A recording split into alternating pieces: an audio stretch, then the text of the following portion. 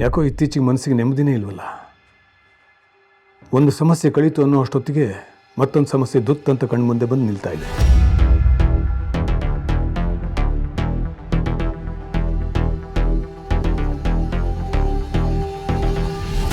ಹೇಳುಗಿರಿ.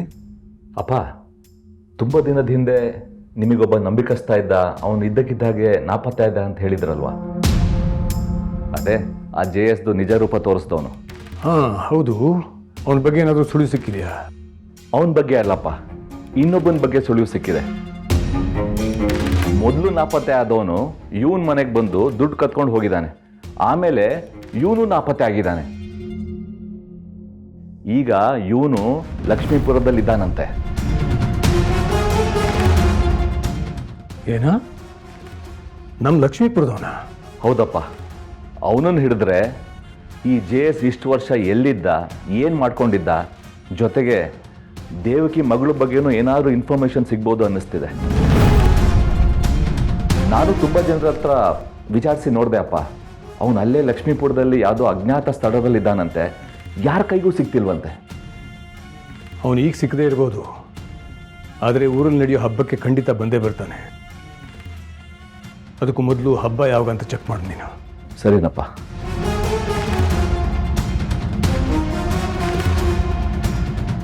ಈ JS ಎಂಥ ನೀಚ ಅಧಮಾನದನ್ನ ಸಾಕ್ಷಿ ಸಮೇತ ದೇವಕಿ ಮುಂದೆ ಇಡ್ತೀನಿ. ಇಲ್ಲಾಂದ್ರೆ ನಾನು ನನ್ನ ಗೊಂಬಿನ ಕಳ್ಕೋಬೇಕಾಗತ್ತೆ.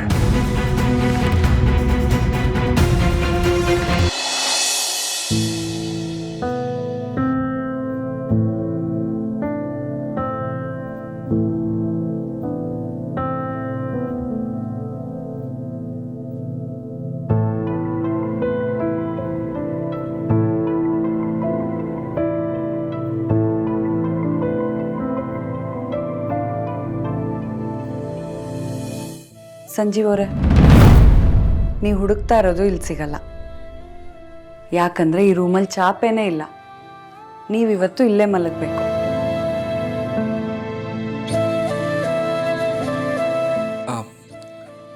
ನೀವಿಲ್ಲಿ ಮಲ್ಕೊಳ್ಳಿ, ನಾನು ಹೊರಗಡೆ ಸೋಫಾ ಮೇಲೆ ಮಲಗ್ತೀನಿ.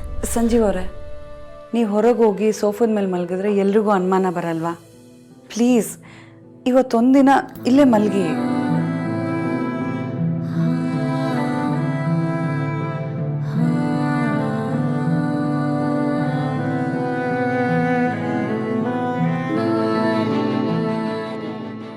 ಬನ್ನಿ ಮಲಗಿ, ಪರವಾಗಿಲ್ಲ.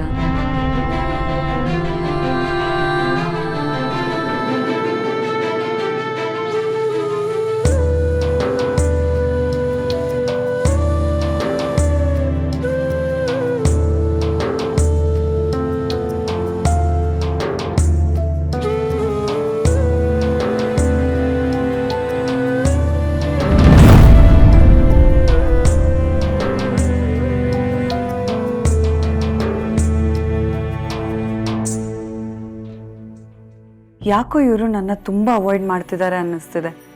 ನಮ್ಮ ದಾರಿಗಳೇ ಬೇರೆ ಇರುವಾಗ ಇದನ್ನು ಮಧ್ಯದಲ್ಲಿಡೋ ಅವಶ್ಯಕತೆ ಇತ್ತಾ? ಯಾಕೋ ಇದು ನನಗಿಷ್ಟ ಆಗ್ತಿಲ್ಲ.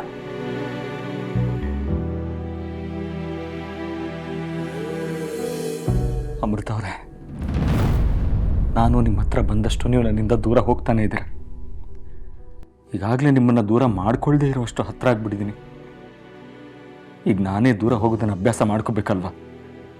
ಇನ್ನು ನಾನು ನಿಮ್ಮ ಜೊತೆ ಎಷ್ಟು ದಿವಸ ಇರ್ತೀನೋ ಗೊತ್ತಿಲ್ಲ.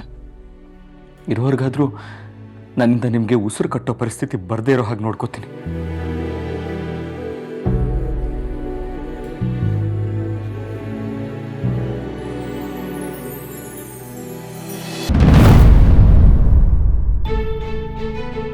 ಚಂಚು, ಇಲ್ಲಿ ನೋಡು.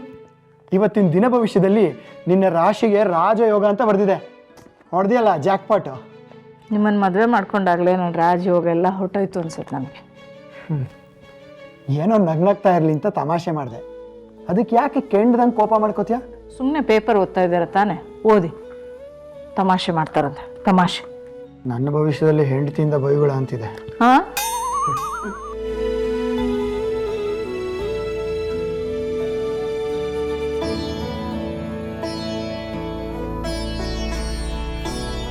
ಸರೋಜ, ಸರೋಜ, ಬಾಯ್ಲಿ ಬಾ, ಬಾಯ್ಲಿ. ಏನ್ರಿ? ನೋಡಲಿ.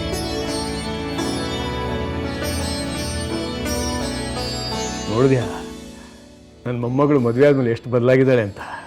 ಅವಳು ಬರೀ ನಿಮ್ಮ ಮೊಮ್ಮಗಳು ಮಾತ್ರ ಅಲ್ಲ, ನನಗೂ ಮೊಮ್ಮಗಳೇ. ಆಯ್ತಪ್ಪ, ನಮ್ಮ ಮೊಮ್ಮಗಳು. ಹಾಗೆ ಹೇಳಿ ಮತ್ತೆ. ಬದ್ಲು ತಾತ ಕಷಾಯ. ನಿನ್ನ ಈ ಥರ ನೋಡೋಕೆ ತುಂಬ ಖುಷಿ ಆಗುತ್ತೆ ಕಣಮ್ಮ ನನಗೆ. ಥ್ಯಾಂಕ್ ಯು ತಾತ. ಅಜ್ಜಿ ಥ್ಯಾಂಕ್ ಯು. ನಿನ್ನ ಗಂಡ ಅವನಿಗೂ ಕೊಡು.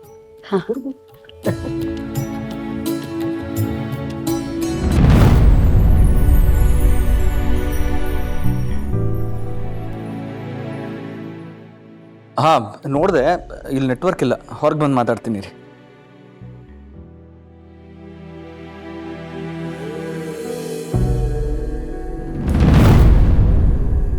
ರೀ, ಇವರಿಬ್ರು ಬಂದಾಗಿಂದ ನಾನು ಗಮನಿಸ್ತಾನೆ ಇದ್ದೀನಿ, ಏನೋ ಸಮಸ್ಯೆ ಇದೆ ಅಂತ ಅನಿಸ್ತಾ ಇದೆ. ನಿನ್ನೆ ರಾತ್ರಿ ಅಮ್ಮು ಸಂಜೀವನಿಗೆ ಹಾಲು ತೊಗೊಂಡು ಹೋದ್ಲು ಕೊಡೋಕ್ಕೆ ಅಂತ, ತಗೊಳ್ಳೇ ಇಲ್ಲ. ಆಮೇಲೆ ನಾನು ನೋಡ್ತೀನಿ ಅಂತ ಹೇಳಿದ್ಮೇಲೆ ತಗೊಂಡ.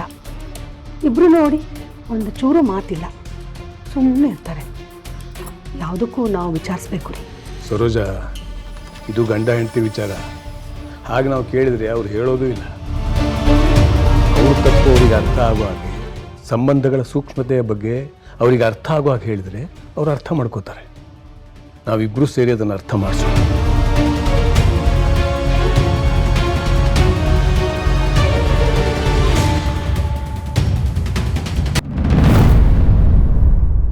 ಬಾಬಾ ಬಾ ಸಂಜೀವ. ತಾತ ಕರೆದ್ರಂತೆ? ಹ್ಞೂ, ಮತ್ತೆ ನಿಮ್ಮ ಜೊತೆ ಮಾತಾಡಿ ತುಂಬ ದಿವಸ ಆಗಿತ್ತಲ್ವಾ, ಮಾತಾಡೋಣ ಅಂತ ಅನ್ನಿಸ್ತು, ಕರೆದೆ. ಕೂತ್ಕೊಳ್ಳಿ.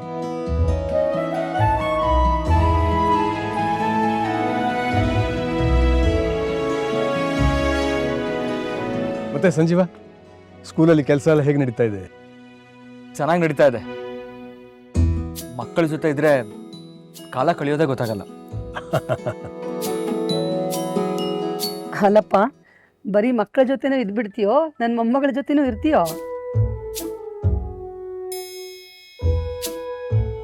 ಸ್ಕೂಲ್ ಮುಗಿದ್ಮೇಲೆ ಅವ್ರ ಜೊತೆನೇ ಇರ್ತೀನಲ್ವಾ. ನೋಡಪ್ಪ, ನನ್ನ ಅನುಭವದಲ್ಲಿ ಒಂದು ಮಾತು ಹೇಳ್ತೀನಿ. ಗಂಡ ಹೆಂಡತಿ ಸಂಬಂಧ ಅಂದರೆ ಒಂಥರ ಈ ಹೂವಿನ ಹಾರ ಇದ್ದ ಹಾಗೆ. ಹೆಂಡತಿ ಹೂವಾದರೆ ಗಂಡ ಮಾಲೆ ಆಗಿಸೋ ಸೂತ್ರ ಆಗ್ತಾನೆ. ಹೂವು ದಾರದಲ್ಲಿದ್ದರೆ ಮಾತ್ರ ಚಂದ, ಅದಕ್ಕೊಂದು ಬೆಲೆ. ಅದೇ ಹೂವನ್ನ ಈ ದಾರದಿಂದ ಜಗ್ಬಿಟ್ರೆ ಹೂವು ಕಿತ್ಕೊಂಡು ಹೋಗ್ಬಿಡುತ್ತೆ, ದಾರನೂ ಯಾವ ಉಪಯೋಗಕ್ಕೂ ಬರಲ್ಲ. ಸಾರ್ಥಕತೆ ಮುಡಿ ಸೇರೋಷ್ಟೊತ್ತಿಗೆ ಹೂ ಬಾಡ್ ಹೋಗಿರುತ್ತೆ.